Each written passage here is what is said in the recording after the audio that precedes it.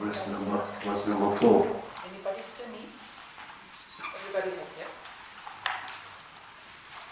Verse number 4 is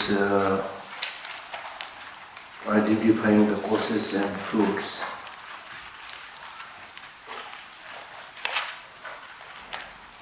That said, higher rebirth is happiness, and highest excellence is liberation.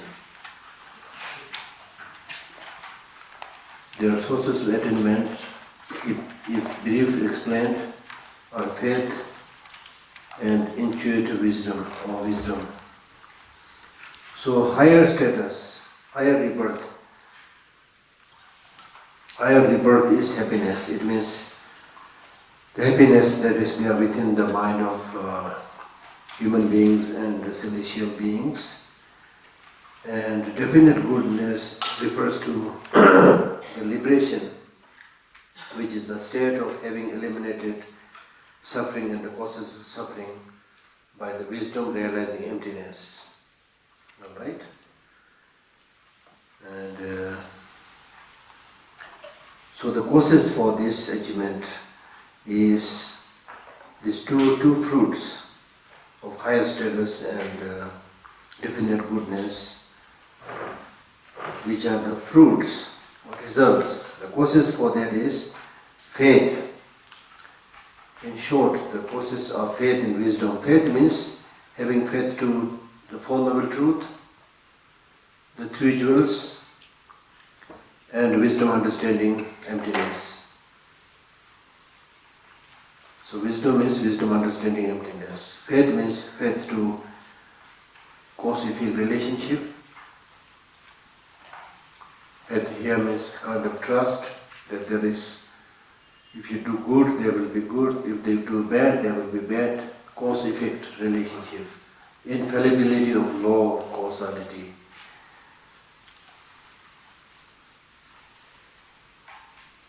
And also teachings on the Four Noble Truth, two truths. And wisdom, there are many types, but the wisdom here primarily means wisdom realizing emptiness. So these two you need. So which primarily means, in your spiritual journey you need two things, brain and heart. Faith is more related to the heart.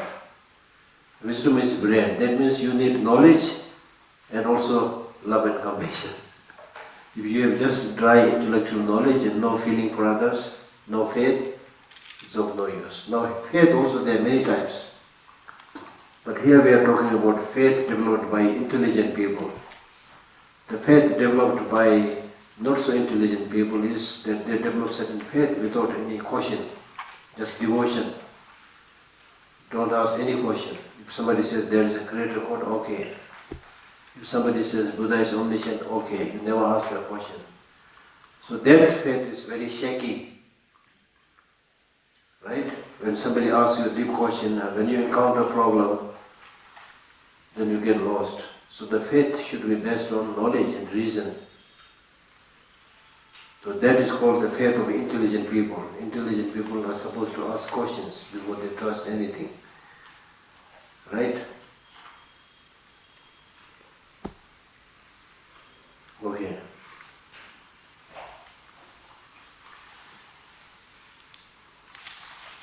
Now out of these two, which one is more important? Having faith, one relies upon Dharma. Possessing wisdom, one realizes truth. Of these two, wisdom is primary. See? Wisdom is more important. Because faith, genuine faith must also be related to reason and wisdom. Yet it is faith that precedes. In order to develop, although wisdom is more important than faith, but faith is a precursor to wisdom. When we don't have much knowledge, you have to have some kind of faith. So therefore we talk about three types of faith. Clear faith, trusting faith, and aspiring faith. Clear faith means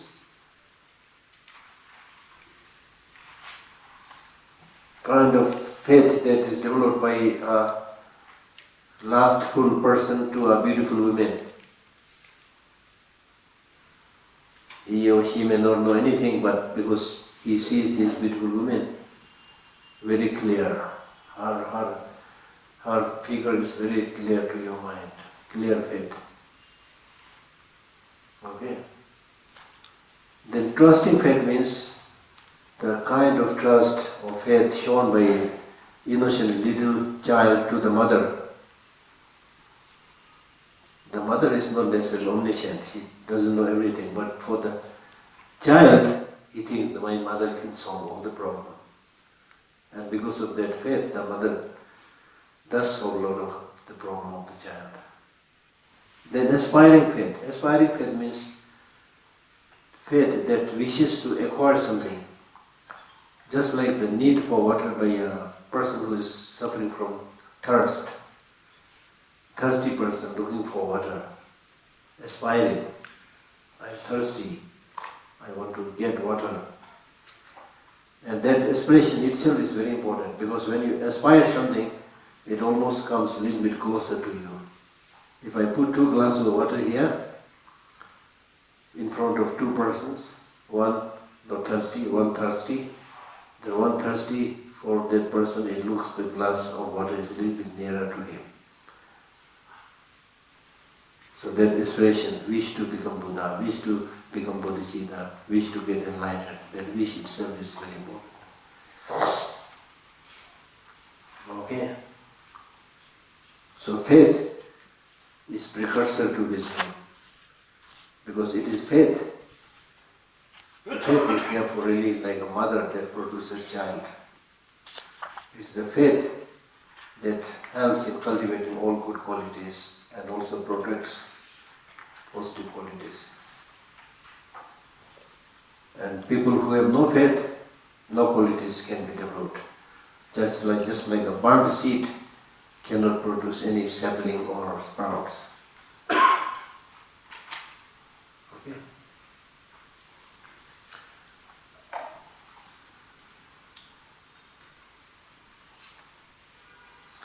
Out of these two, wisdom, understanding, emptiness is primary or more important, because it is this wisdom, understanding, emptiness that uproots ignorance, the root of cycle existence. It is not faith that uproots ignorance. Therefore, that wisdom is said to be more important. But as a precursor to the development of that wisdom, it is important to have faith that trusts in the law of causality. And without preceded by such a faith, it is not possible for the wisdom to destroy all the egoic emotions. Next verse number 6, is explaining about the features of the student, features of the suitable disciples, suitable student, a receptacle, good receptacle. Meaning that who is that student who also has faith and who also has wisdom. So the student should be somebody who has faith and also has some wisdom, right?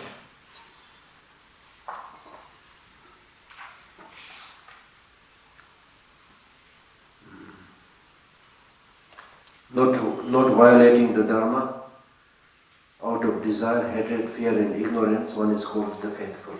So the person who is genuinely faithful is somebody who will not transgress the Dharma practices due to desire, due to hatred, and due to fear and due to ignorance. If you don't have stable faith, then because in order to get anything based on your desire, you might forget the Dharma, right? Or because of hatred.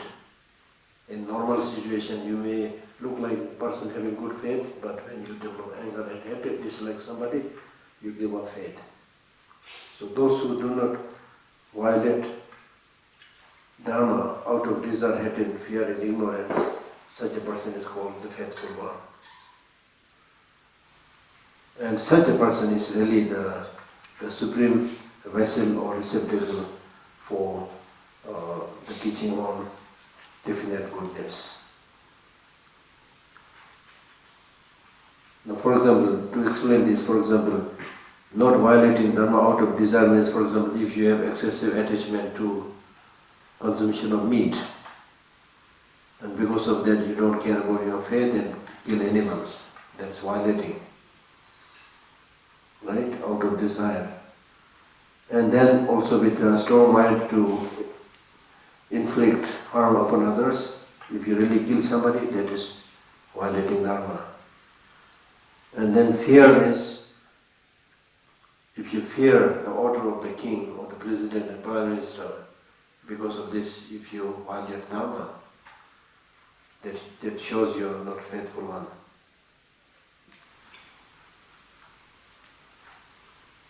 And also out of ignorance, if you start thinking, if I kill say, other animals for the sake of my parents, then this is okay, I'm doing this for my parents. If you think like that, this is violating Dharma out of ignorance. Okay.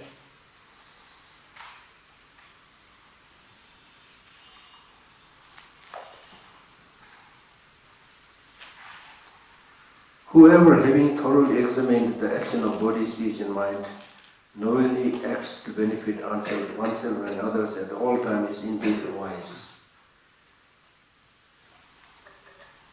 This is quite clear. Meaning that somebody, a person, who thoroughly examines the physical, verbal and mental non-virtues. Similarly, physical, verbal and mental virtues. Similarly, physical, verbal, mental, neutral activities. If you examine all this thoroughly, and then having examined thoroughly, if you give up the non-virtuous states, similarly the neutral states, and then engage in virtuous practices, and then having done that virtuous practices, if you dedicate the fruit of all those virtuous practices to achieve the unsurpassing supreme enlightenment, and thereby try to benefit the needs of sentient beings, and accordingly you practice what needs to be practiced and give up what needs to be given up, such a person is called learned one, wise one at all times. So basically it means you should investigate what is good for you, what is good for others, what is good today, what is good in the long run, and then give up those bad things and adopt those good things. If you do that, you are really learned. So a learned person is not somebody who has got a degree from a university. Real, wise, clever persons are those who adopts what needs to be adopted and who discards what needs to be discarded. Because such a way of life is good for oneself and good for many others.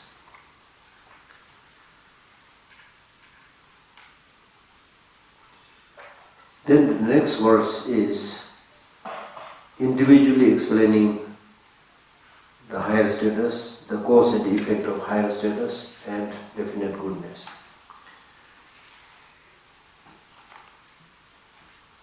So first it gives an elaborate explanation about the cause and effect of higher status. So first he explains about the features of higher status.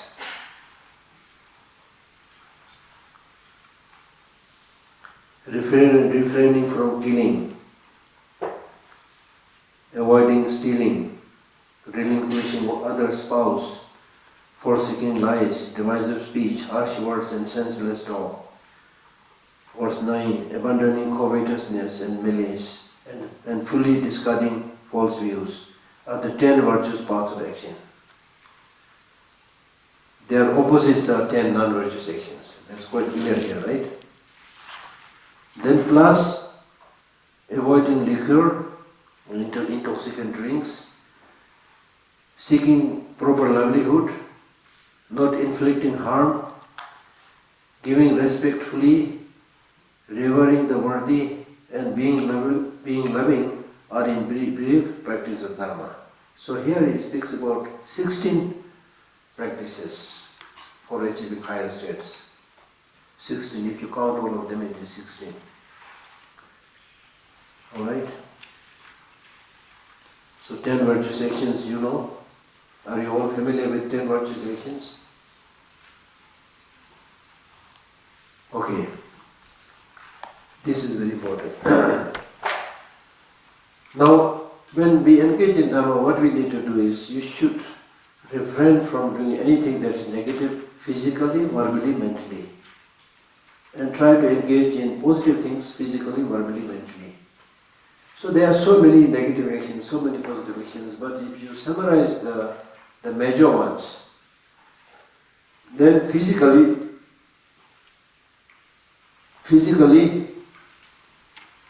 don't take life of others, don't kill. So give up killing. That's a virtuous practice. Give up killing. Give up stealing. What do you mean by stealing? Stealing is not just burglary. Stealing basically means taking things which is not given to you, even if it is lying somewhere. Stealing also means robbing, robbers rob. Right? Or if I see a nice, very nice pen used to buy her, I say, how nice this pen, where did you get it? Then if she says, Geshe-la, if you like it, take it. That's also stealing. Because I'm using my power and indirectly I'm trying to get it. So taking what is not given to you, stealing. Right? Plucking flowers from a garden could also be stealing, generally speaking. But if you belong to that particular locality, you have also some share, so that way maybe a little bit better. So all this is discussed very extensively in the Buddhist texts. And then adultery, third is sexual misconduct, which is of course very important. We have to be very careful because wars have been fought between the relationship between men and women in the past. And in today also many problems arises between the relationship between men and women, especially adultery. Adultery means having relationship or sex with somebody who is not your spouse, your wife. In Buddhism we never say having sex with your wife is bad or negative, we don't say that. But adultery,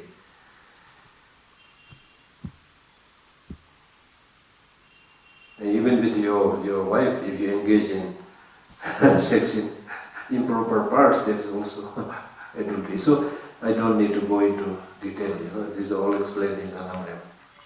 So physically refrain from these 3 negative deeds, and when you abandon these 3, then these are 3 physical virtuous practices. Then verbally, abandon lying. झूठ बोलना बंद करो. So we should make a slogan, झूठ बोलना बंद करो. Stop lying. This may be a very good way of teaching. Stop lying. Stop engaging in divisive talk. Second is divisive talk. Divisive talk means acting as a go-between between 2 persons and then say, oh, she looks nice, but she's I know her so well. So creating more, disharmony between 2 people who are already not in good harmony, and further estranging that. We do that all the time, you see. We pretend that we are so careful, we care so much about a particular person, then say, oh, you should be careful. Divisive talk. Second. Third, harsh speech. Abe ande.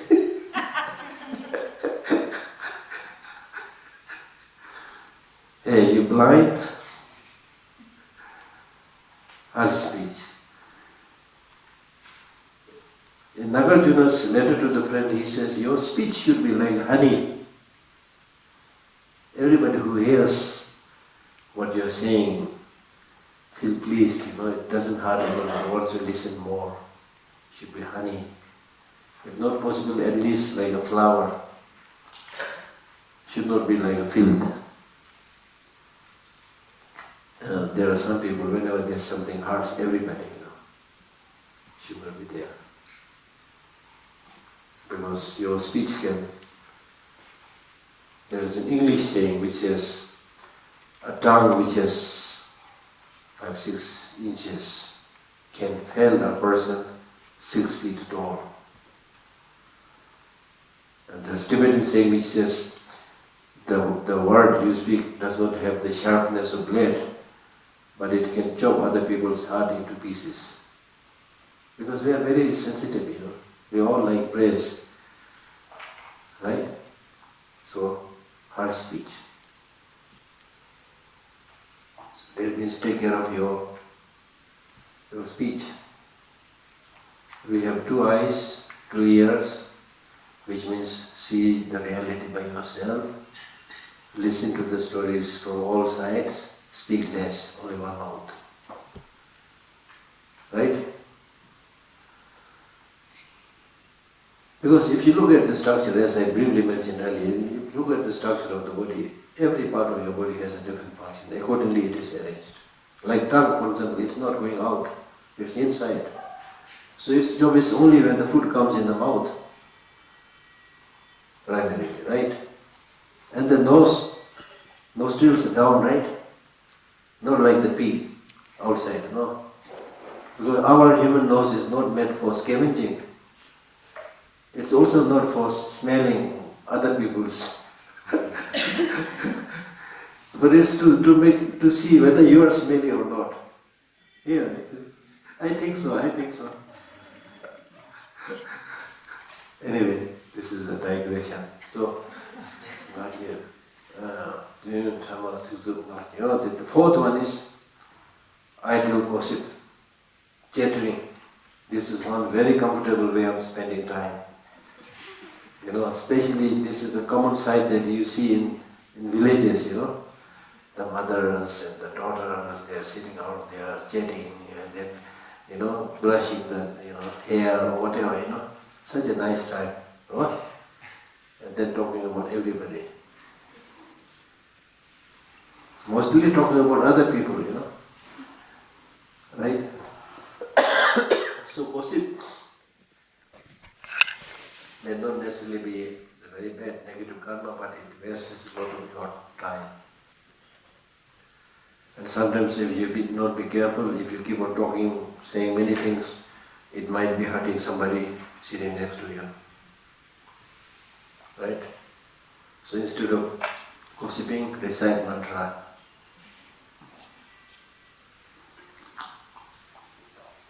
Then mentally, 3, covetousness. When you see your neighbor wearing a nice sari, then you start thinking, how nice if I get that sari? How nice if I get that car? Coveting. Just by covetousness you will not get it. So it is unnecessary negative emotion. And then harmful intention, wish to harm others. Very, very bad. And then worst is wrong view. Then you end up saying, what do you mean by law of karma? Infallibility of cause and effect. Just bullshit. I've not seen anything like that. In fact, I know somebody who has been doing all the bad things, but look, he's so rich now. Don't just waste time talking about law of causality. You can say things like that with your limited knowledge and experience. Are you talking about the so-called Buddha completely enlightened? Have you seen one? See, saying things like that. Wrong view. Wrong view cuts the very foundation of your virtuous practice. So, as much as possible, try to cultivate these 10 virtuous practices, and as much as possible,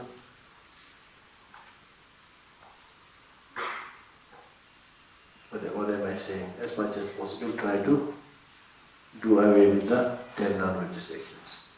That's fundamental practice. Monks or lay people, everybody. I could even say, whether you're Buddhist or not Buddhist, probably not much difference. These are very important. If you do this 10 religious practices, your relationship with others, your well-being, everything will be fine. Really important, very important. In the Christian, religion, how many sins are there? How many sins are there? Huh? 7 deadly sins. In Buddhism, we have 10 non-virtuous actions. Why 10? Why 7? Why 7? I think there is a book written by a very famous Christian Father Grigorian, something like that. I have his book. So there he says, so that people are able to remember. If the number is too much, they may not be able to remember. Maybe something like that. So there's a lot of similarity between the two. Any comments?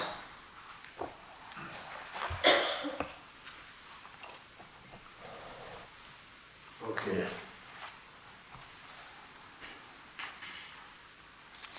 And then not taking intoxicant drinks.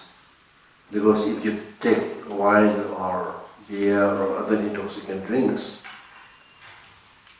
it will harm your independence. Gradually you will lose control over yourself, especially if you get intoxicated. You don't have to get intoxicated because you are already intoxicated. Right? And then also in the case of lay people, when you do a business, then don't manipulate the scale, If you're weighing something, then many times they play with that scale. They say this is 1 kilo, but it's not 1 kilo, maybe much less. Then in the case of the ordained sanghas, don't engage in 5 wrong livelihood. 5 wrong livelihood, right? Avoiding liquor, seeking proper livelihood. Proper livelihood means, number 1, in the case of lay people, when you do your business, don't cheat. That's what he's saying. You may try to get some profit, but at least go in accordance with the prevailing law. Okay? And then in the case of sanghas, as I said, right livelihood or proper livelihood means having abandoned the 5 wrong livelihood. 5 wrong livelihood is number 1 is, for example, hypocrisy. In the case of a monk like me, if I become hypocritical, because now I have the advantage of you all listening to me, and out of ignorance some people might have even said some good things about me. Because of this, now if I become hypocritical and try to say things which I don't have, pretending that, I've been practicing Buddhism for so many years, so I can do this, I can do that, you will believe. Hypocrisy. So never be hypocritical.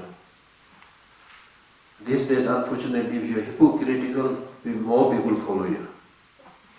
If you say you don't know, they will treat you as somebody who don't know you, and then nobody will follow you. But that's okay. If you're a good Dharma practitioner, then okay. There are stories of Tibetan teachers who would say, for me, if one student goes, better for me. Everybody goes, better for me. But unfortunately, many teachers, they are looking for students. They are looking for students, but if they don't know Dharma properly, and also they are not so handsome, it is the reality, you see. And if you are not famous, gradually nobody will come. So at the end, only you and maybe 2 students are there, and these 2 students are those who have no money, nothing. They not only cannot help you, but they are depending on you. It's reality, you see. And then others, majority of them go to very famous teachers, whether they are knowledgeable or not, but they have certain facilities to attract them, they follow them. Oh, this Rinpoche is so good. then give all their money to them, and the Rinpoche flourishes all the more and make the place more attractive, and then you want to go to all the attractive places, Nobody wants to go to a teacher like Milarepa who has nothing to give except Dharma teaching. Nothing. It's really like that, unfortunately. What to do? Right? So therefore he is saying, right livelihood, hypocrisy. Another is called side begging. That means you hint. You want to get something from your student, others, then you don't say directly, but you hint. Then they understand it, give something to you, that's wrong livelihood. Then in order to get something, if I want to get something more costly, more nicer, then I give you something before that. So then later on I'll get a better one. Seeking material gifts through material gifts. Human beings, they are so good in manipulating.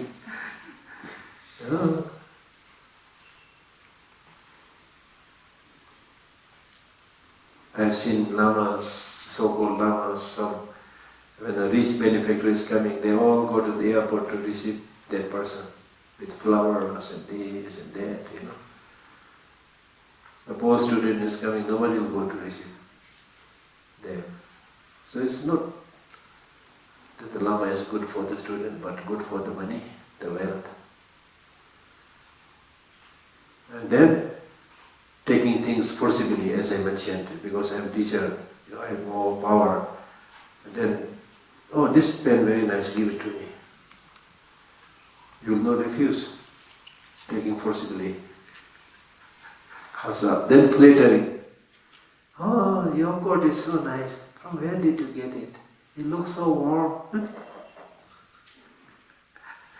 Or in order to get something, not necessarily the jacket, but in order to get something, you really flatter. Many people do that, flattery. Especially in the government circles, you see, chamchagiri. Chamchagiri, bootlicking. The junior, lower, staffs, they really like flatter in order to get promoted, achieve something. You have to give out flattery. Sir, आपका कितना sir आपने तो आज बहुत अच्छा किया. I am able to say this better in Hindi than in English. Sir, you did so nicely today. Then you get promoted. Right? Not inflicting harm, clear. Giving respectfully. So, giving respectfully means giving is of course important. Practicing generosity is very important. Practicing giving is very important. But you need to know the process of giving, because it is said that giving is good. You can't give poison. You can't give weapons to kill people, right? And you can't give something to eat for somebody who is not eating after lunch. Right? So here also you should know what to give, how to give, where to give, when to give. In certain occasions, even giving poison is encouraged. In certain situations, even giving medicine is discouraged. So you need to know all this. Giving respectfully. There's a story of this famous teacher, Aryadeva. Somebody, in order to test his level of realization, begged him to give his eyes. And he took both of his eyes, put on a slate, and give it, knelt down and give it respectfully. Even the eyes, which of course are unthinkable for us right now. So normally when we practicing giving, we don't give it respectfully. कैसे करते हैं हम लोग? कैसे करते हैं giving? कैसे करते हैं? We give 1 rupee to the beggar. बार आता साले, ये लेके भाग जाओ, चलो, बार परेशान करता है. You keep on bothering me, coming again and again. You are scolding the beggar. Take get lost. You've given something, but not out of respect. For a real practitioner like Bodhisattva, they say that the sweetest thing that you can hear is the voice of a beggar begging, give me something. And the Bodhisattva hear this, wow, I have this opportunity to practice giving.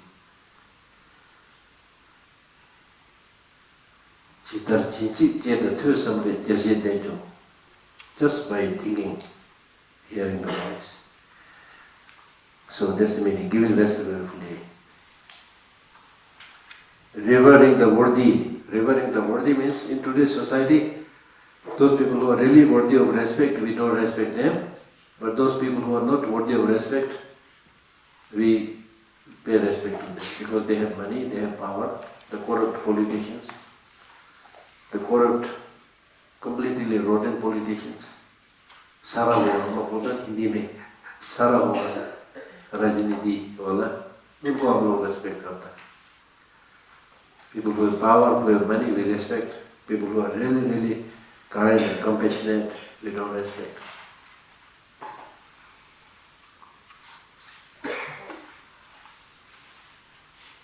Okay? And then, being loving means practicing the four immeasurable qualities. Practicing the four immeasurable qualities, which means immeasurable love, immeasurable joy, immeasurable compassion, and immeasurable equanimity. Are in brief the practice of Dharma.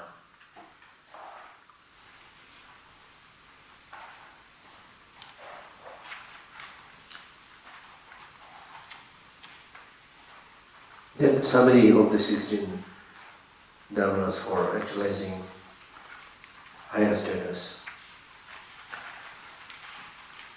From merely modifying one's body, dharma arises not, as it neither earns our malice for others, nor has any benefit for them. So here he is encouraging that you should make sure that you enter into the correct path, not the wrong path. There are many, in the name of spiritual practices, there are many wrong paths. For example, he says, from merely modifying one's body. In the name of doing spiritual practice, there are people who modify their body, inflict harms on their body, piercing your cheeks with some iron rods, or in the worst case, jumping from a house top on a trident and killing yourself, or burning your 5-10 fingers as a lamp, right?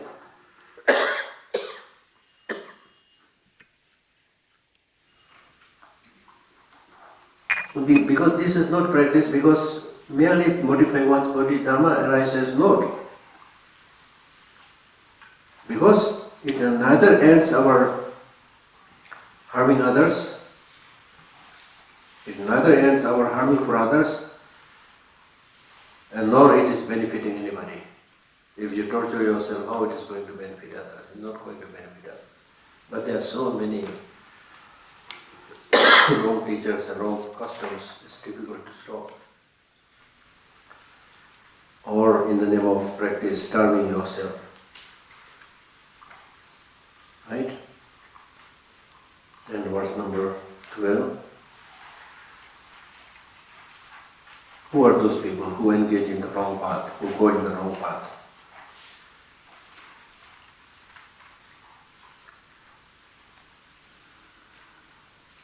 Being respectful to the wide path of Dharma that teaches generosity, discipline and patience, and by abusing our body one strays from the path to follow the trails of animals. So that means the people who go in the wrong path means those who, instead of going on this national highway like great teaching,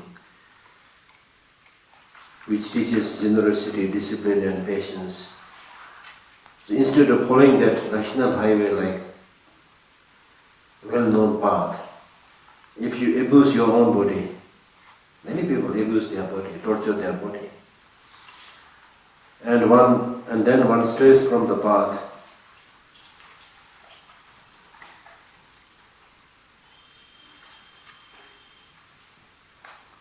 then this is like an animal practice. Because in the animal, when the majority of the animals go in one direction, the others also follow it without any knowledge. Right? So therefore this is called, by abusing our body, one strays from the path to follow the trails of animals. It's like the animals following the trail of other animals without any knowledge. And next verse is talking about what are the faults of walking into such wrong paths. With a body like a tree entwined by venomous beasts of delusions, beings enter the dreadful remoteness of samsara and remain in its boundless expanse for very long. That means if you go in the disadvantage and the fault of going in the wrong direction is, so those who follow the wrong path and who does not follow the right path and go into the wrong trail, then this is like an animal getting straight into a very thick forest where there is a lot of grass and fallen trees, and in fact the forest is extremely dense and it is difficult for you to find your way out. You get lost into it. Right? So in this way, if you go into the wrong path, like those strayed animals, you will end up wandering in the forest-like cycle of existence. Through killing one's life, so then if you engage in this wrong ways of activities, then what is the result? The result is by killing, you engage in killing. Animal sacrifices are done in the name of religion. So by killing, one's life will shorten. This is the fruit. If you kill other people, you are shortening their life. The result is your life will be short. So in today's case also, there are some people who die very young. This may be due to having taken the life of others in the past life. Right? By entertaining harmful intention, you receive manifold harms. In this life also, if you engage in harming others, you will be harmed sooner or later. Due to stealing, you will be short of wealth. If you engage in stealing, right now you will be able to get something, but the result will be in the future, you will become a beggar. Poverty will be there. Jaise ka taisa bolte hai na, jaise ka taisa. As you do, so you shall reap. There is no cheating. You can cheat the police, you can cheat the law of the country. But here, in the case of natural function of law of causality, there is no cheating. Can you cheat law of karma? Can you cheat death? No cheating. Therefore, you should be very careful. By committing adultery, you will have enemies. Very clear. If you don't trust, then see for yourself.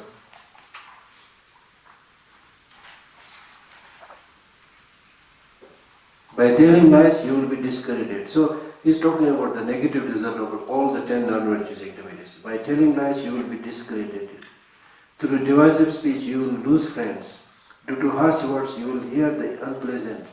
Indulging in senseless talk, gossip, your speech will become unreliable. Even not only in the future life, in this very life, there are people who gossip endlessly and then nobody listens to them. है ना? इसको क्या सुनना हो? बकवास कर रहा बोलता है ना वो. Why should we listen to these people? It's just wasting time. People say things like that. And people who speak less, people pay more attention. Right? Then with covetousness destroys mind's expression.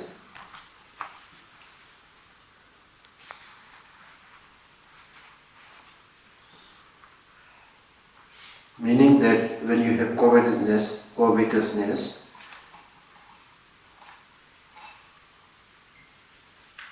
you may want something to get, but it will not be forthcoming. Therefore, your expectation, your aspirations will be destroyed. Harmful thoughts induce fear. Many people these days say, I have a lot of fear. Fear arises either because of attachment or because of having harmed somebody.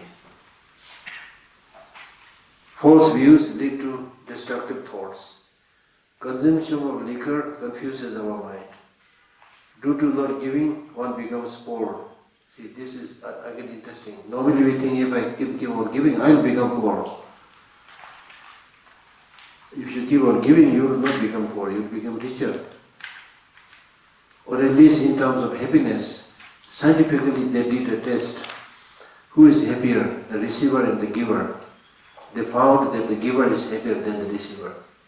Receiver may be happy, but giver are much more happier. This is scientifically tested. Due to not giving, one becomes poor. So giving means what? Giving Dharma teaching, giving material gifts, giving fearlessness, different types of giving. So right now when we have the control, we have the freedom, we should start giving. Because at the time of the death, even if you leave behind a large property, that's not called giving. You have to helplessly leave it behind. Through wrong livelihood, you will be deceived. From arrogance comes bad lineage.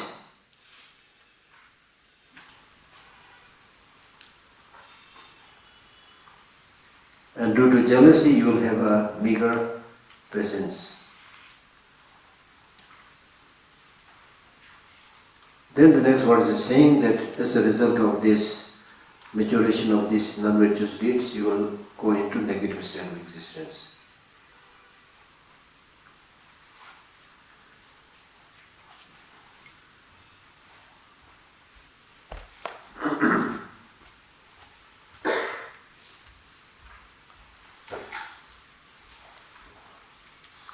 Due to anger, you will have bad complexion. By not consulting the learned, you remain stupid. These effects arise in the human state, but before all this, one falls into bad rebirths. Okay? Due to anger, you will have bad complexion. So, do you want to have a bad complexion? This is saying, due to anger, you will have bad complexion. If you want to become a beautiful woman, don't get angry. That's what he's saying. If you want to become a handsome person, don't get angry. If you don't get angry, instead if you smile a little bit, even if you don't have any ornament, you will look okay. If you are angry and at the same time adorn yourself with all the gold jewelry and everything, you will look horrible, not wonderful. And especially in one of the sutra it says, if you are calm and peaceful, then there will be proper blood circulation in the body. Blood supply will also be there on the face, which will make your face radiant. If there is no proper circulation of blood, proper circulation of the wind energy, then you get all these countless pimples on the head, face and things like that, right? By not consulting the learned, you remain stupid. So don't pretend you know everything. Approach the learned ones, ask them questions, receive teachings from them. If you are thirsty, you need to go to the well. Well will not come to you. Similarly, if you want to learn, you need to go to the masters. So these are the individual results of individual negative deeds. These effects arise in human state. But before all these individual fruits, if I try to summarize it, then one falls into bad rebirth. This is not only that you will experience fruits similar to the cause, but out of all these non-virtuous actions and paths, in the case of human beings, the maturation result will be depending upon the the intensity of the karma, result will be either being born in the hell realm or animal realm or hungry ghost. That's what it's saying.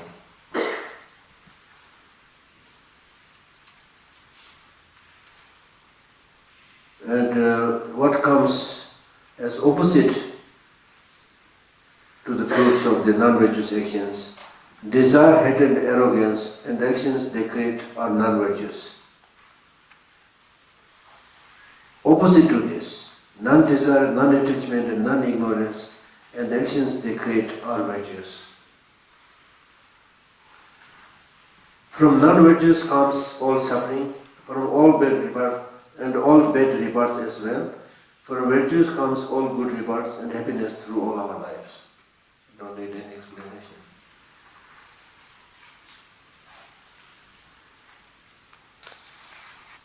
Next, verse number 22 is speaking about how to practice. How to practice. Withdraw our body, speech and mind from whatever is non-virtuous, and always turn them into virtues. Thus, Dharma is explained in these two aspects.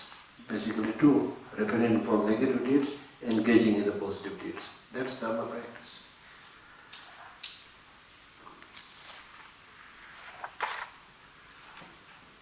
And what is the fruit of such practice?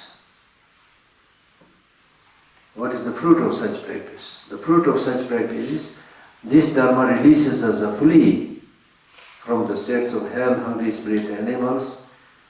So that's the fruit. If you undertake those positive Dharma practices, you will be not born in hell realm, hungry spirit, and animals. It bestows happiness, glory, and dominion in the states of human and God. You become powerful, you become successful. Through concentration, immeasurable. Through concentration, there are 4 types of concentration. Then immeasurable, 4 immeasurable qualities. And formlessness, one enjoys the pleasure of Brahma and so forth. That is also the fruit. This as such is a brief summary of the Dharma of higher rebirth and their effects.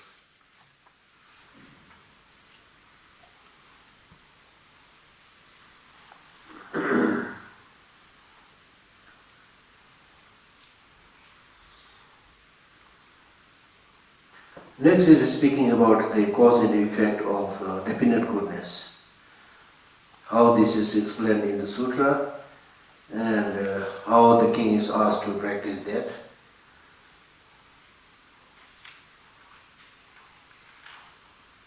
And in the case of how it is taught by the Buddha, a summary explanation is given. So the first point is how this was taught. The factors of highest excellences appears as subtle and profound. The childish bereft of learning are thus frightened. So the victor says, I does not exist, nor will it. Mind does not exist, nor will it. While the childish are frightened by this, for the learned it ends all fears. So that means when such a teaching is given, that there is no I existing independently, inherently, then ordinary people with untrained mind, we are called childish children. We get fear. We get fear. If I say there is no I having independent existence, then you get frightened. Right now, are you getting frightened? Are you getting frightened? You are not getting frightened because you are not thinking properly. You are not thinking deeply. There is a story of somebody who was really searching the I, searching, and he could not find it. And he just almost despaired and got so frightened he had to hold his shirt tightly. Because you are so used to with this thinking, independently existing I, sitting here, solid, concrete, Suddenly with this scrutiny, you don't find any trace of the I. That's frightening. And after all, why do we have fear when we die? Why? Because we think we're going to Because you think you are coming to an end, you get fear, you have so much. So that's why this training is important. So right before death, if you have this training that the so-called I is just a designation of many things, there is no I existing inherently independently from its side, then where is the object to develop so much grasping? Like rainbow. So he is saying things are like rainbow. Looking from a distance looks nice. But you really see that, oh, this rainbow is so nice, I'll go and catch. Can you catch it? And when not being able to catch it, you will feel sorry or upset. Huh? Will you get upset? Why? Because you have some understanding and knowledge of rainbow. So similarly, if you have some understanding of yourself as an illusion, as a rainbow, and then when you search and scrutinize, if you don't find it, you will not get upset. This is a very tricky situation. I is there, but not there as we think. Very tricky situation. That's why in the Western philosophy, this notion about I is called slippery notion. Pakad nahi sakta, can't catch, can't pinpoint, but still that doesn't mean it's not there, it is there. Very slippery notion. And this problem is not only with the I, with everything.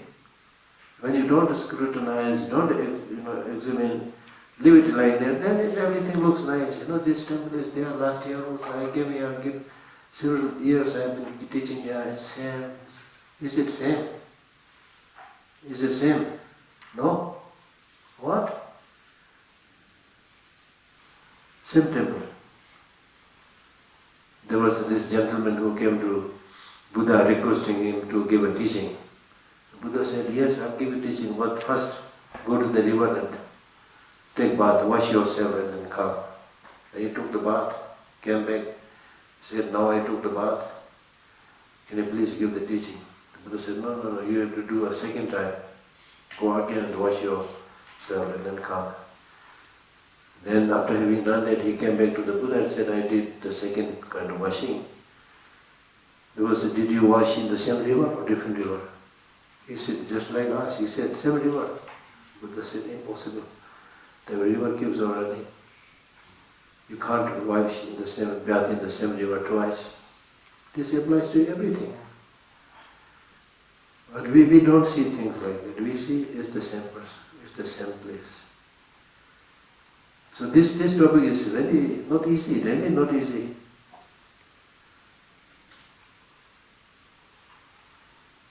So where is I now? Just designation. This cup, we call it cup. Is this a cup? Is this a cup? If you say so. If I say so.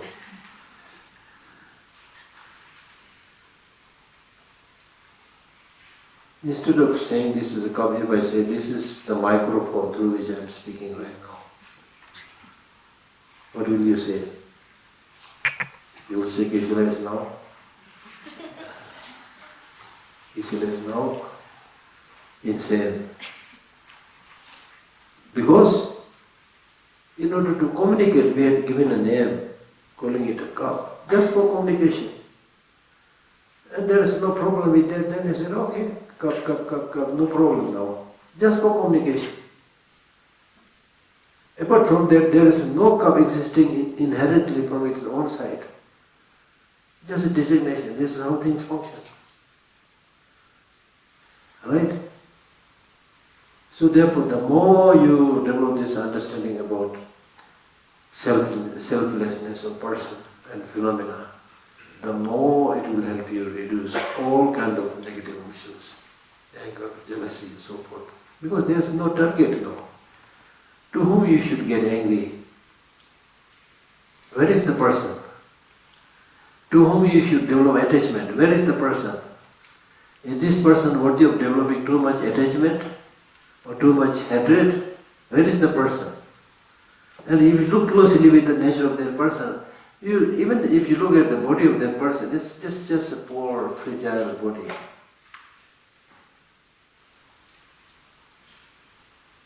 Right? So where is the object for too much attachment, too much hatred? And we develop hatred and attachment because we have no idea about the reality. Therefore we invent nuclear bombs to kill people. Do you think you need nuclear bombs to kill people? And the Buddhist teaching says you don't have to kill people, they'll die. That's called wisdom.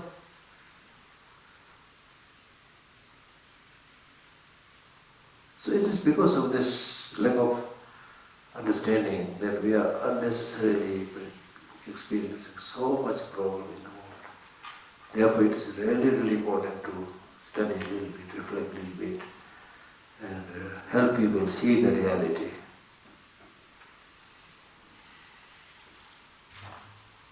Help people see the reality. When you teach such subjects, wherever you go, people appreciate it. Because they know this is the truth. It's very important. So unnecessarily we are bringing disharmony, right? So therefore he is saying,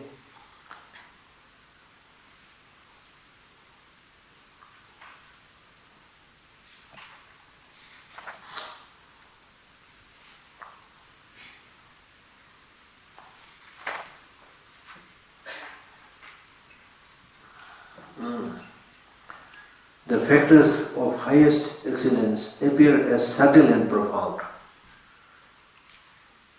Subtle and profound.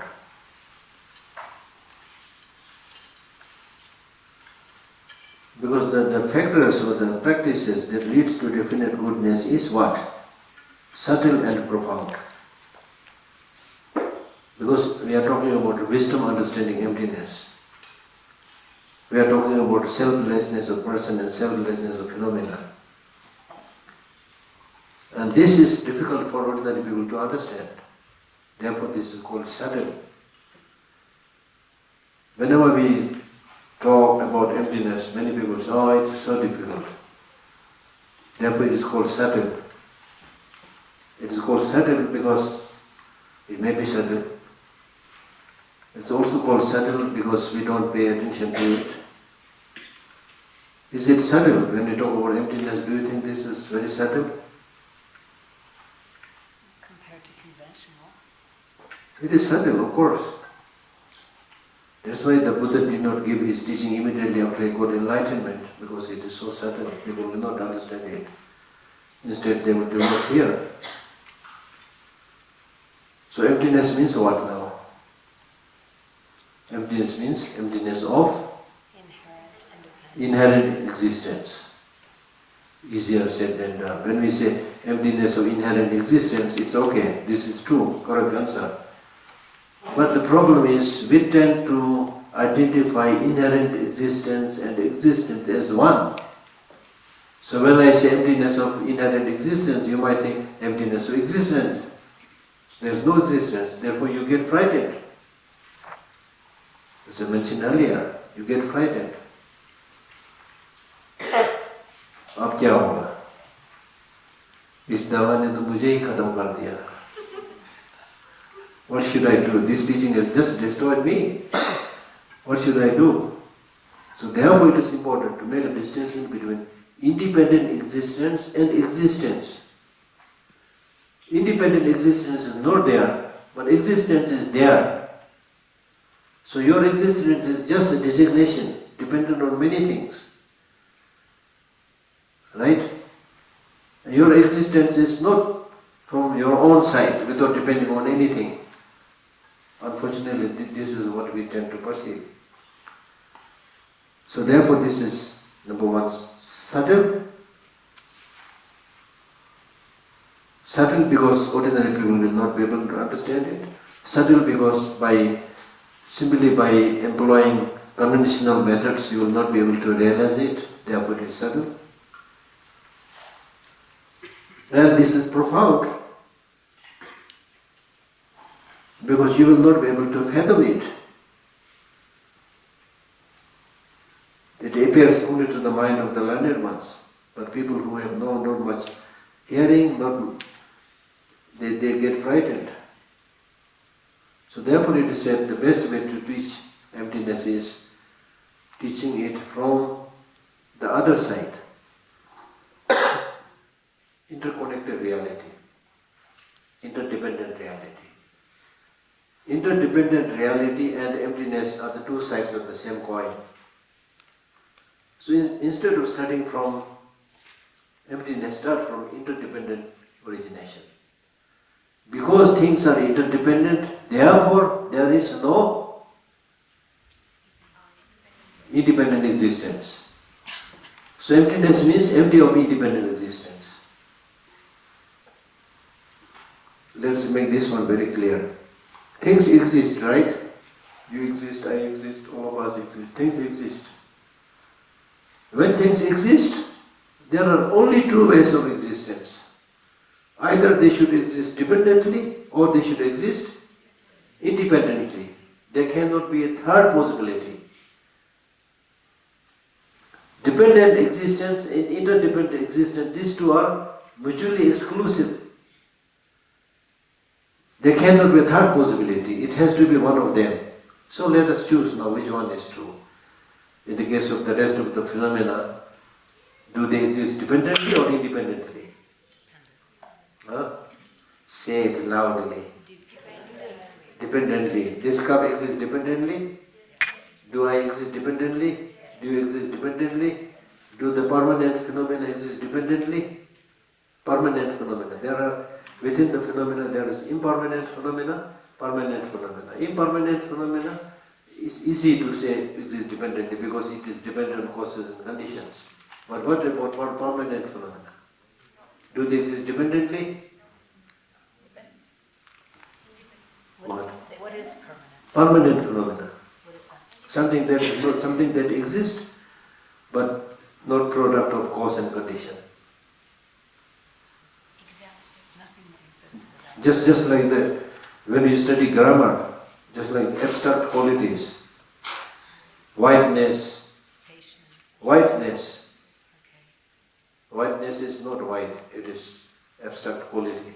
That is not produced by any. This is not that easy to understand.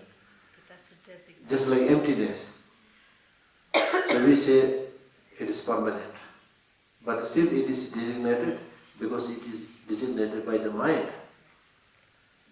So either it is dependent on causes and conditions, or dependent on the parts, or dependent on the mind that gives the designation. So it has to be dependent. Nothing that exists dependently. Agreed? So let us conclude by saying everything exists dependently. Right? Sign a memorandum of understanding now. So therefore there is nothing that exists independently, right? Right? Therefore this non-existence of independent existence is called emptiness. Emptiness means empty of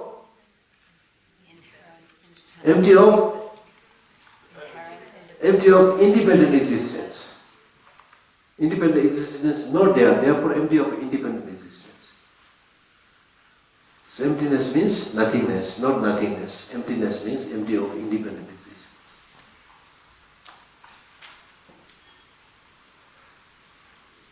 But as I said, all the things do not exist independently, but they exist. They exist, right? So therefore you don't have to have fear that you will disappear into nothingness. You can practice Dharma. You can go home. You can sing, you can dance. You can do. But don't dance, don't sing thinking that you have independent existence.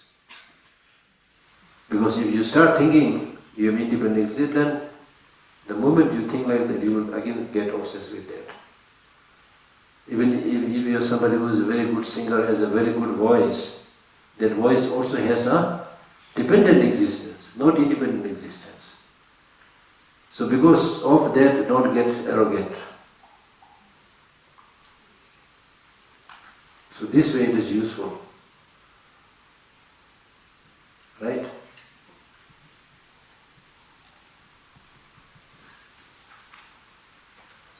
Therefore it is profound. Therefore ordinary individuals who don't have much learning, they get frightened.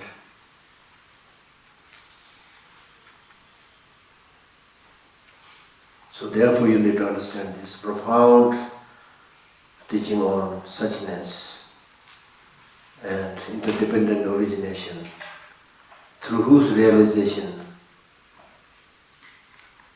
you will achieve the definite goodness.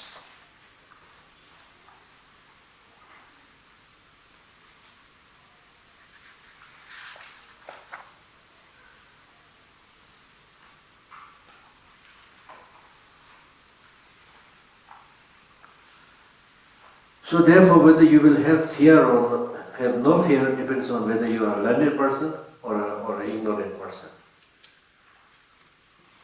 I does not exist, nor will I. Mind does not exist, nor will it. When you hear this, those who have not much learning, the childish are frightened by this. For the learned, not only they will not get frightened, but this will help end their fear. Because all your fear arises because of this strong grasping to the self. I exist independently, inherently. My children, I, me, mine. You know, it is said that those people who frequently talk about I, me and mine are susceptible to all kinds of illnesses, including heart attack. Seeing I, me and mine as having inherent independent existence, grasping onto it. Right? You develop fear, what will happen to me? What will happen to my children? You develop fear. But those who have seen the reality of you and mind, what you possess and things like that, this will help them remove fear. Where is the reason to have the fear? Right? Then all your grasping, craving, attachment, everything will be reduced. When a question was asked to the Buddha, not being able to understand the meaning of emptiness, can you please give an example of emptiness? The Buddha said, space. The best way to understand emptiness is understanding space. What do you mean by space? Space is nothing but mere absence of any obstruction. So similarly, emptiness means mere absence of independent existence. Right? And what is the goodness of understanding this? The goodness of understanding this is, for example, in the case of space, it's the space that gives so much room for everybody. Right? Construction, national highway, roads, birds can fly, aeroplanes can fly. Right? Gives space. Gives a lot of space. But nobody will hold on to the space. Have you ever seen an aeroplane staying there forever? Have you ever seen a bird who has been flying across that space for so many years, started building a nest there in the space? Have you seen one? It only gives space. It does not help you develop grasping and craving and build your nest and house in the space. Similarly, when you have this wonderful understanding of emptiness, there is no place to hang on. Everything is like an illusion, you know.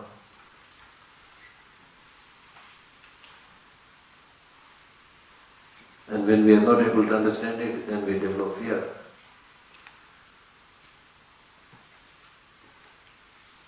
For example, in the dream, in your last night dream, if you got a very horrible nightmare that you are being taken away by two black ghosts who are trying to tear you apart.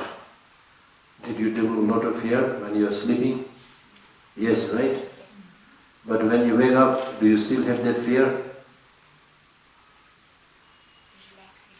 Maybe a little bit, but not much. Because when you wake up, when you are sleeping, you have fear because you are not waking up. You are sleeping. When you wake up, then you realize, oh, it was a dream.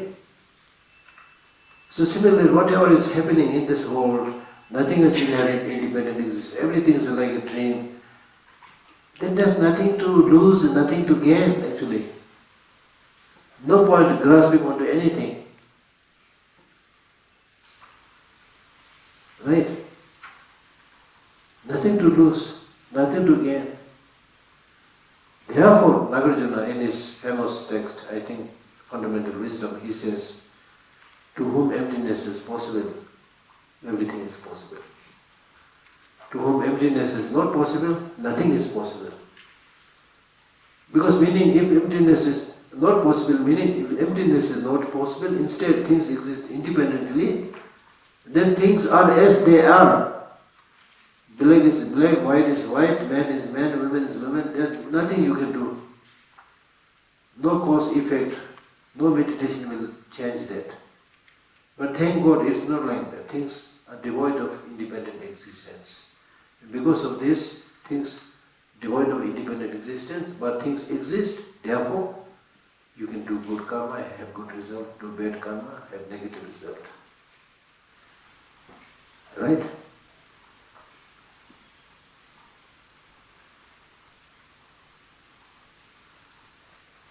Milam Pushi, there is another example given is a young mother.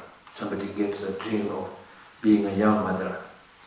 Then in her dream, this young mother gets a dream of giving birth to a son. And she's still dreaming, and she gave birth to a son. She was overjoyed, she was very happy. Then little later she gets another dream about the death of the child. She got very upset, very sad. She started crying and things like that. But when you wake up, what is there? Nothing. So similarly, whatever we are experiencing is like that. Mother having different kind of dreams. So from that perspective, we can say we are unnecessarily suffering. Unnecessary because we don't realize, therefore we are suffering. If we realize, then as I said, there's nothing to gain, nothing to lose. When you wake up from the bad dream or the good dream, you wake up to nothing. Yeah, you wake up. But what do you wake up to? Conventional reality. So how does that help? But if you are able to see the conventional realities as having no inherent independent existence, they are again another form of dream. What is there to hold on to it? What is there to hold on to it? Your question is relevant in the sense things exist. I'm not saying things don't exist. Things exist. But things exist things exist conventionally, nominally. Nothing having inherent independent existence. Like dream was the example. Just as it is unsuitable to hold on to the dream, whatever it is, bad and good. Similarly, you are on another level of dream. That's the example. Yes, but then if you understand this intellectually, when you get to the point of not dealing with the conventional reality, but the subtle reality, the real truth, what is that? What do you have? It sounds like it's just nothing. When you go into that settled reality, that conventional realities are still there. They are still there. That's why the Buddha said, it's not me arguing with the ordinary people. It is the ordinary people who are arguing, debating with me. Because when I teach subjects like the lack of inherent existence, ordinary people argue with me, just like you are arguing with me. So then what? Where is it? What is happening? But Buddha said, I'm not crazy. I'm not saying conventional truths are not there. It is there. And in fact, the Buddha said, conventional truths are means to the ultimate truth. Without the conventional truth, you cannot ascend to the ultimate truth. They are there, but you don't hold on to it. Don't get stuck there. Don't get stuck there. Use the conventional truth as a ladder to climb on the higher truth. You don't get stuck there. I totally agree with you. But once you've climbed that ladder, where are you? How? Oh, I got what you're saying. Are you saying something like when you climb the ladder and reach that ultimate state of realization or emptiness? Yeah. What about my friends, where are they? No, What about my chocolates, where are they? Are you saying something like that or what no, are I'm you? not saying, how come I can't take all my conventional with me? I'm saying, what is it then? Where are we? What is the reality when This is the example I have given. When you're dreaming, then you wake up? yeah. But when you wake up from a dream, you're in conventional reality. No. From when I say wake up, means you are waking up from the ordinary dream. Okay. Now you are entering into another form of dream. Even when we are, awake, we think we are awake, That's why we call Buddha Buddha. That means somebody who is awake, which also implies we are sleeping. We are sleeping in ignorance. And because of this deep sleep in ignorance, we have enemies to fight with, friends and relatives to look after, things like that, So many of these things are there. So you have to wake up from that state also.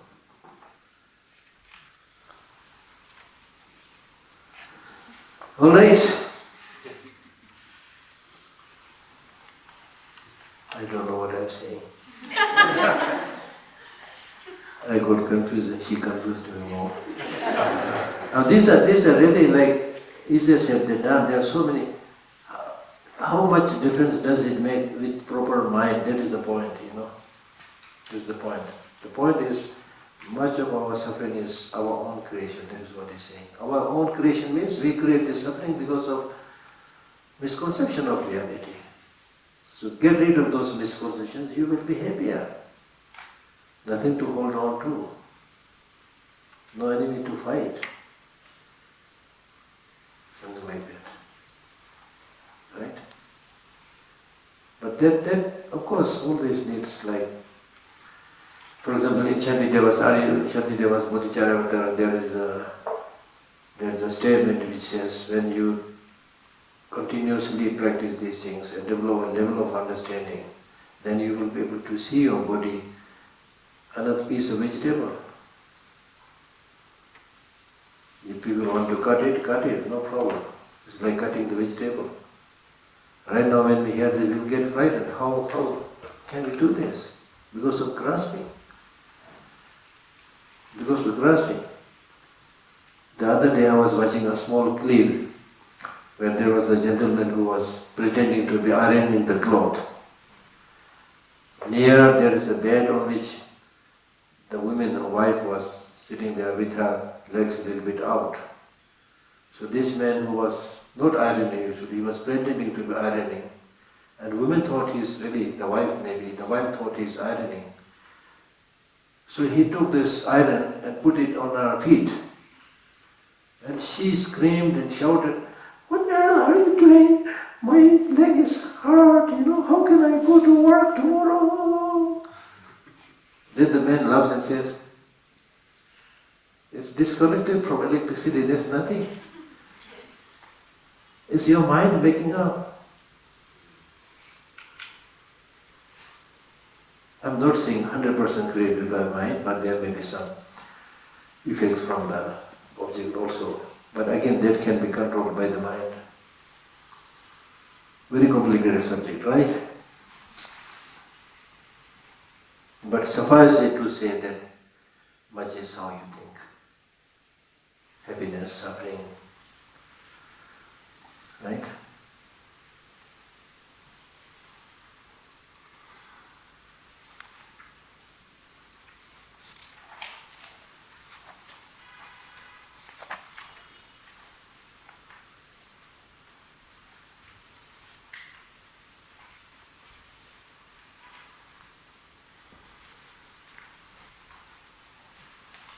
Okay.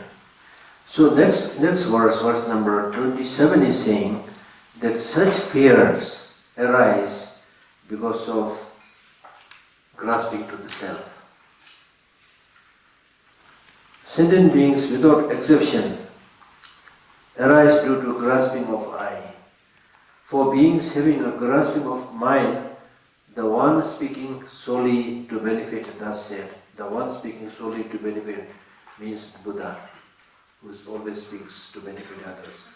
The Buddha said, that I exist and mine exists are ultimately false. So that does not mean they do not exist conventionally. But thinking that I and mine exist independently is false. As for those who understand reality, these two do not exist.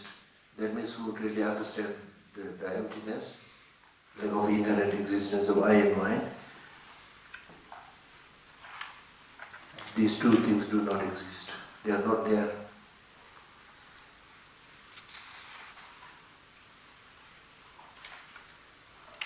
So the I exist and mine exist are ultimately false. In the true sense of the term, none of this has inherent existence. And as for those who understand reality, these two do not exist as having inherent existence. As for aggregates, aggregate means body, feeling and so forth.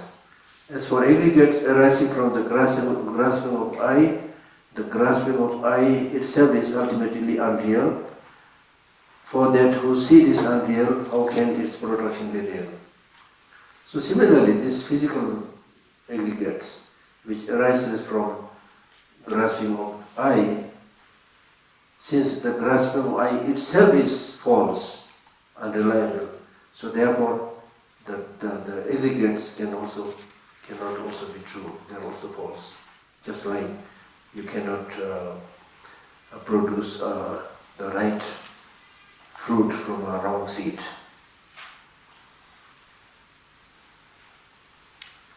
And it's by eliminating them you achieve liberation. Verse number 30. Seeing aggregates to be unreal as such, one abandons the grasping of I. By abandoning the grasping of I, aggregates do not rise again. So this is how you get liberation, get liberated. In other words, the moment you remove the wrong notion of seeing I and mine as having inherent existence, and through that way, if you abandon I and mine, then later on you will not have to experience suffering.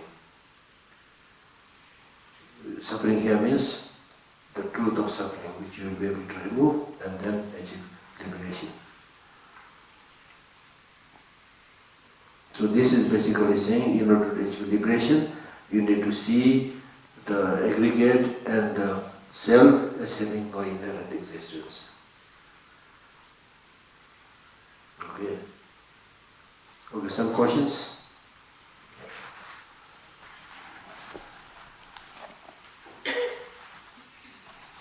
Yeah. If we perceive conventional reality through our senses and the information that is then translated in our brain, not our mind, and that's the way we perceive conventional reality, is subtle reality a completely different exercise? Have we not reached that sort of evolution of consciousness so that we can see that way? In other words, I feel it, or I remember it, or I smell it, or all those things are what my thoughts come from, Exactly. not from the air.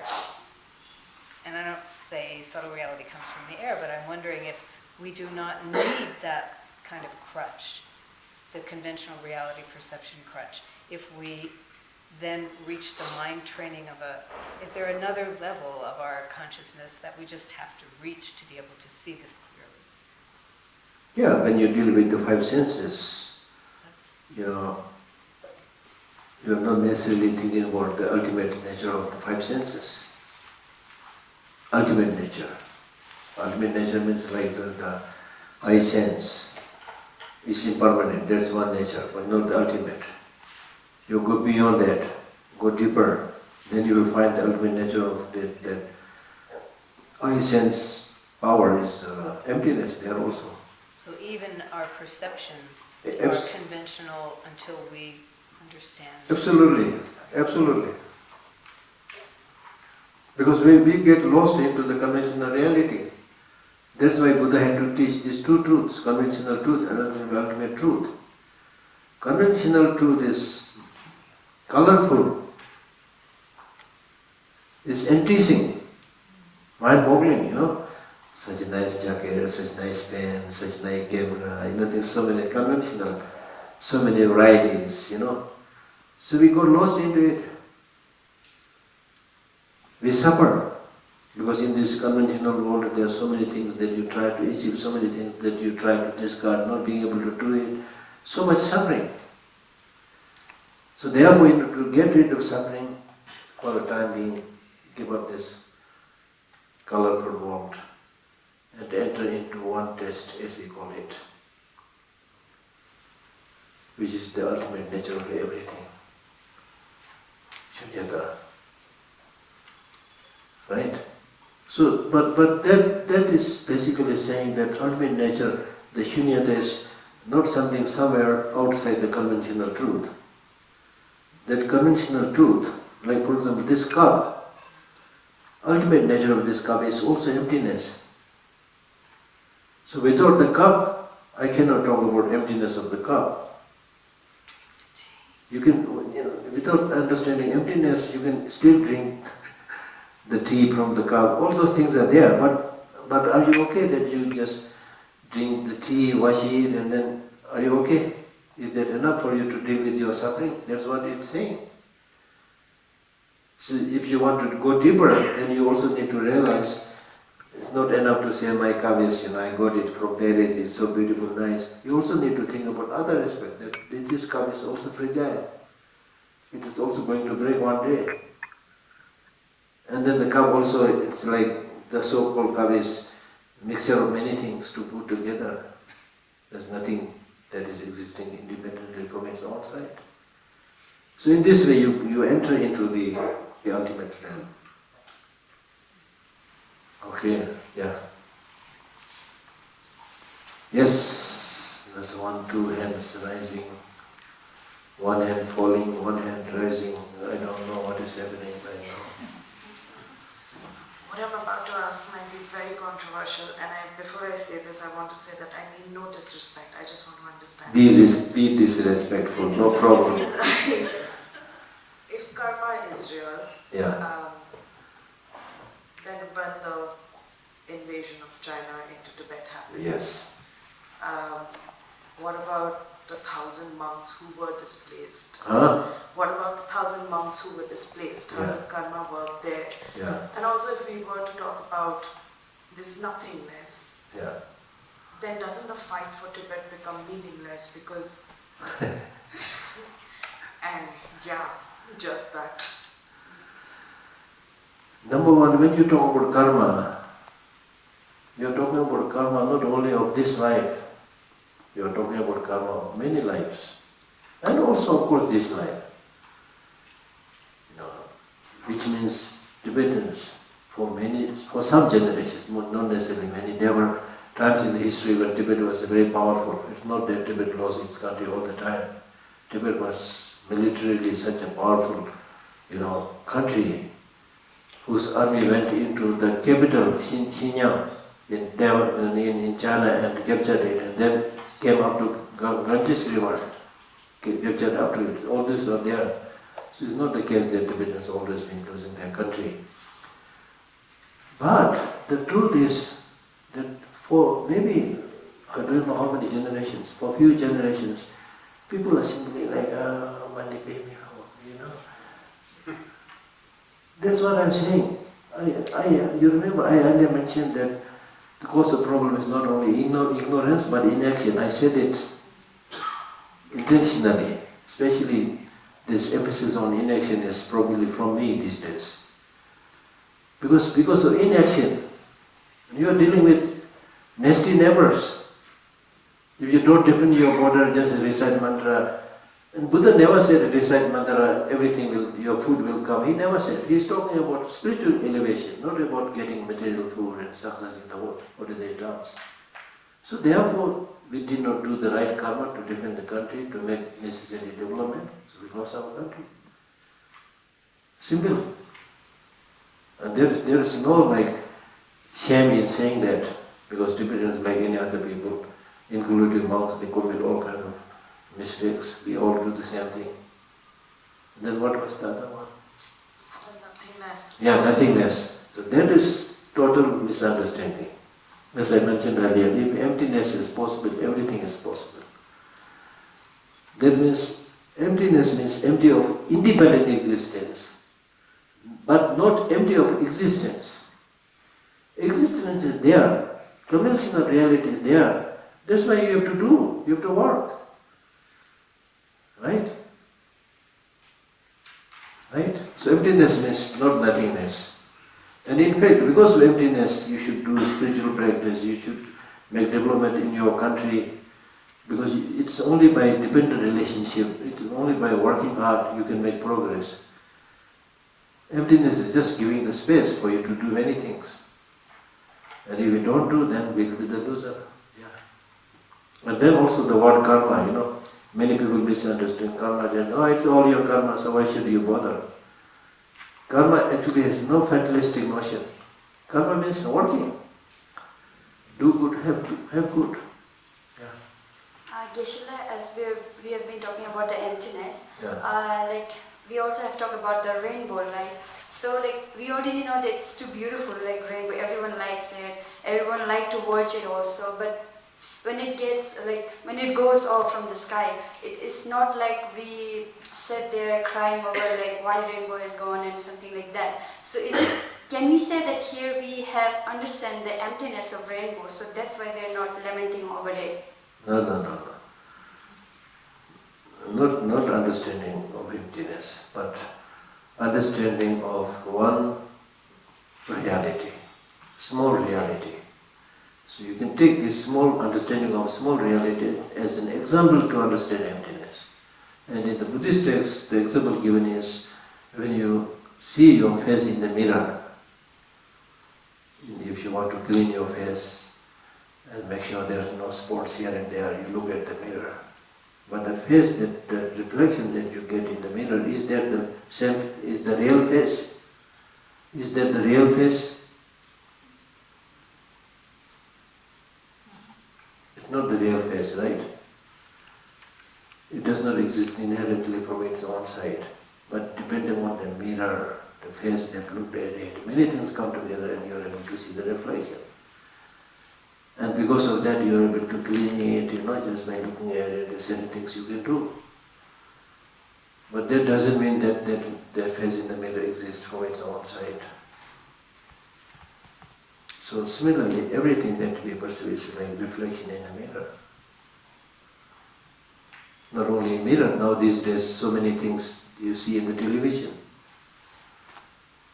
You can see the face of all the Bollywood actor, actresses, Hollywood actor, actresses, right? But do you think that they are the real ones?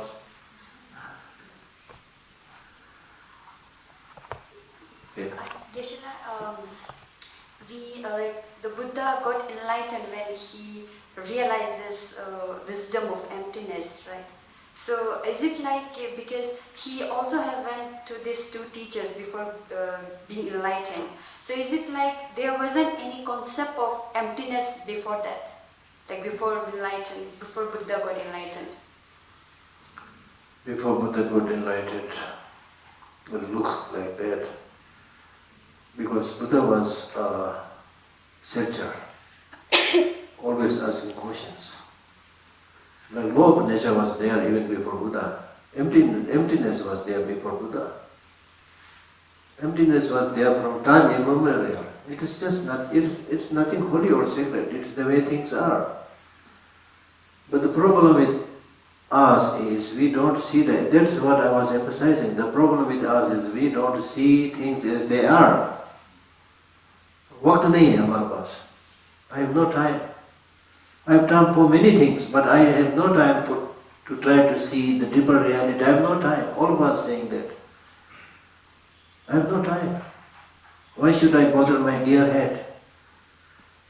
This is how we think. So countless so-called scholars, learned persons, ordinary individuals have passed. They discover different aspects of reality. But it looks like, but not deep enough to find many of these truths. So Buddha in his search like a scientist, he started asking questions, look, I can clearly see all these people are suffering. And I can clearly see all these people don't want suffering. I clearly see all these people, want happiness. And I also see that the suffering has a cause. I also see the happiness has a cause. So if these people really want happiness, why don't they find the cause and cultivate it so that they are able to have more happiness? If they don't want suffering, why don't they find out the causes for suffering and eliminate it, or at least reduce it?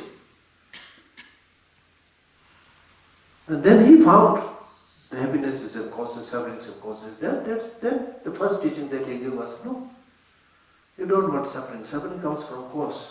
The cause is ignorance. Cause is negative emotion. Cause is negative action. So reduce it. Don't do anything of any of these negative things. It's very simple, saying that, Right? Then going deeper, he also saw other aspects of reality, like emptiness and so forth. But achievement of enlightenment is not just wisdom, understanding, emptiness. As we already read, faith is needed, compassion is needed. Many things are needed. Therefore, in one text it says, if you are not a very lucky one, you will not even develop doubt towards this profound teaching on emptiness. If you are unlucky one, you will not even doubt. You will not even question. If you have started questioning, it means you are a little bit lucky. So those people who lack merit do not develop even doubt toward this teaching. Just by merely developing doubt, the root of samsara is cut asunder. Even when you doubt, it is said it's very helpful to shake the root of samsara, to shake ignorance. Right? Okay? Additional, my question is that why our subconsciousness or consciousness? What? Why our subconsciousness or consciousness or karma don't get mixed up? Don't get Mixed up when we die, because there is no. Not mixed up, because it is the nature of the mind that within mind there are so many levels. Conscious, subconscious, semi-conscious, what are so many levels. So for example, when we die, then all the grosser level of consciousness dissolves into one another. 80 conceptual thoughts are there. They all dissolve into one another. And then the elements also dissolve into one another. The earth dissolves into water. The water element dissolves into fire. Fire element dissolves into wind. The wind element dissolves into consciousness. Consciousness dissolves into space. So many things. So there are different stages, different levels. So why in my friend karma don't get mixed up? Huh? Why my friend karma don't get mixed up when there is no I? I never said there is no I. Who told you there is no I? You are going to get some punishment now. No, I said there is I.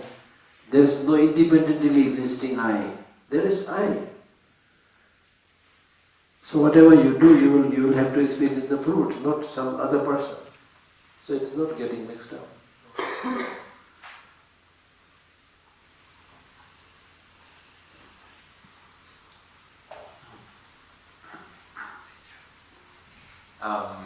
Okay, so my question is, so ignorance is the root of suffering, right?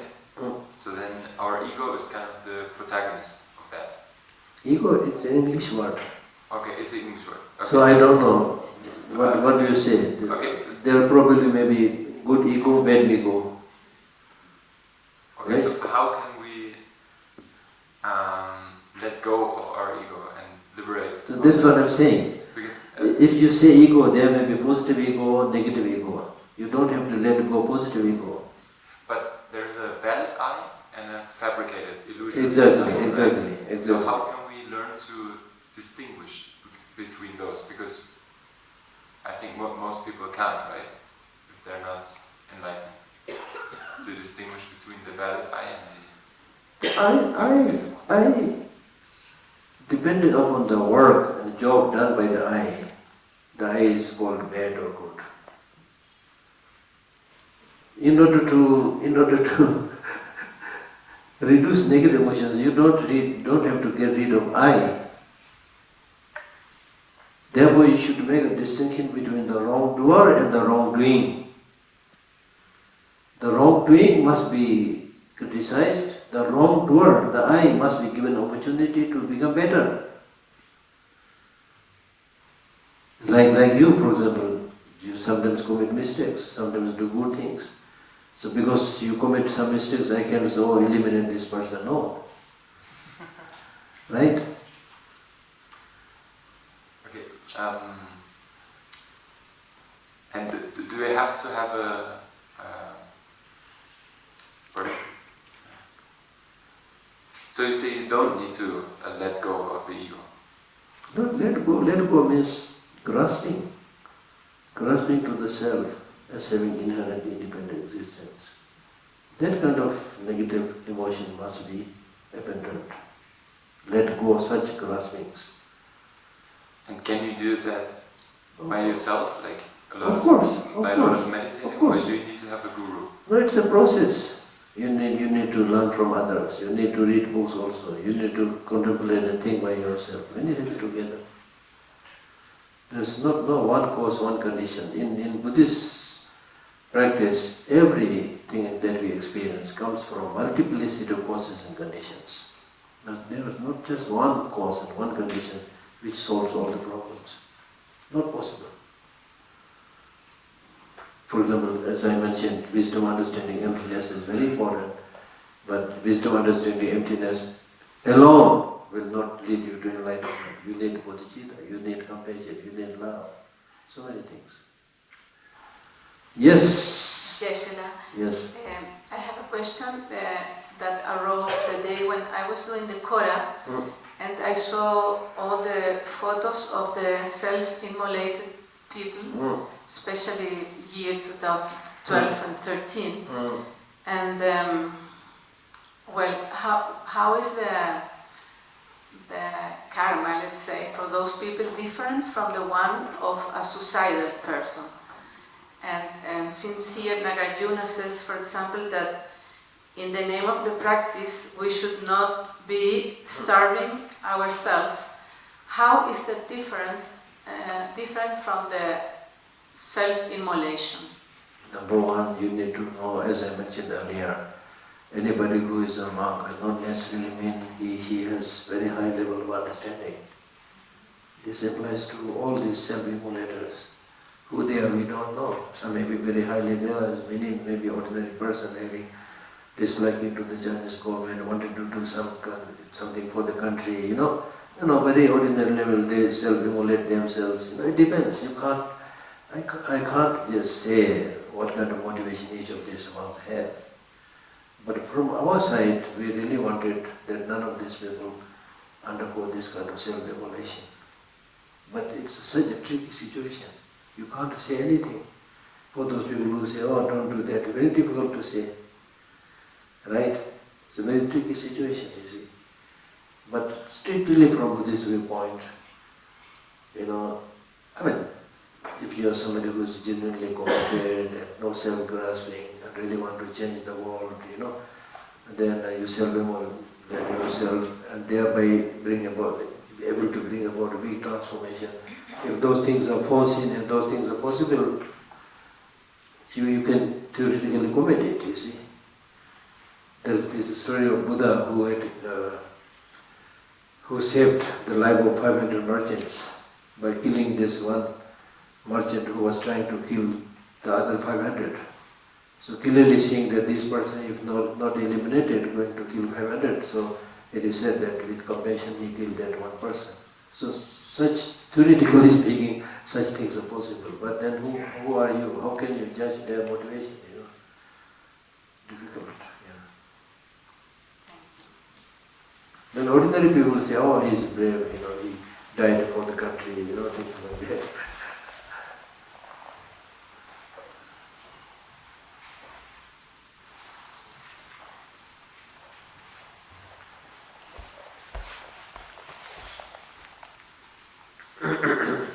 There was a question about if there was someone before Buddha.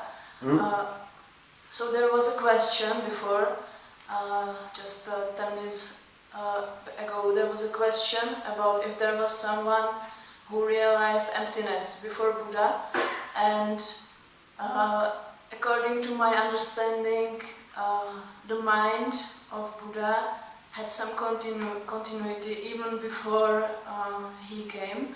So, and he grew up in India, in a space where is a very long and rich history rooted in Vedas. Nowadays we speak about Hinduism just to simplify it, but can we understand maybe enlightenment or liberation or moksha, which is used in this environment as synonym to what experience Buddha on an experiential level. So people who experience moksha sitting straight and with closed eyes and practicing also non-grasping, non-attachment, all these things are very similar, but they attain different, or their understanding is a little bit different on maybe intellectual level. So, but on experiential level might be the same. Number one, when I was talking about this realization of emptiness with reference to the Buddha, I was primarily talking about the Buddha, the historical Buddha of this time. And before that, there were Buddhas. We can simply say that they have realized emptiness. They are all Buddhas, That's one thing. The second thing is, Buddhism is a product of Indian tradition. And in fact, the Buddha himself learned from many of the saints and sages living at his time. He learned from them. Many of his meditations, he learned from them. So there may be many similar words, right? But two primary features which made Buddhism very unique is bodhicitta, wishing to become Buddha for the benefit of all sentient beings. You will not hear this teaching in any other Indian religious traditions.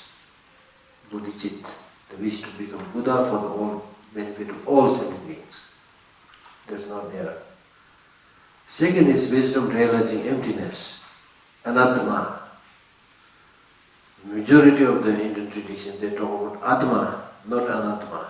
They talk about self, not selflessness. And there's a big difference. So these two most important salient features of Buddhism is Buddhism and wisdom understanding emptiness, which is really different from terms, as you mentioned. Terms may be different. But actual realization, we don't know who is who. It may be somebody who looks like in the Indian tradition, but maybe somebody who has been practicing Buddhism for so many years must have now realized emptiness. That is also possible. We can't judge, you see. We can't judge what their actual experience in the realization. We can't judge. But all we can say is, if you really want to understand emptiness, as is taught in Buddhism, then this is the process. The process is you need to remove all the negative emotions, anger, jealousy, hatred, intolerance, everything. So you can see whether these people who say they have achieved liberation, whether they have anger or jealousy or not. Try to provoke them, test them. Yeah. Otherwise, there's no way we can judge their inner realization. Right? And the Buddha clearly said, people like me, People like me can judge others. Ordinary people cannot judge each other, because if you do so, this will lead to your fall. Meaning that only somebody who is completely enlightened can say who is who. Ordinary people cannot say. Somebody may be looking like very, very uneducated, very poor, but maybe quite enlightened being. Somebody may be sitting on a very high throne and giving very eloquent teachings, but maybe not realized at all. You can't say. Just like mango fruit.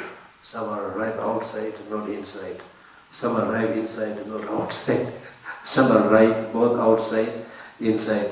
Some are both rotten outside, inside. So there are 4 different types of people. Alright, thank you for today. Let's stop here at the dot of time.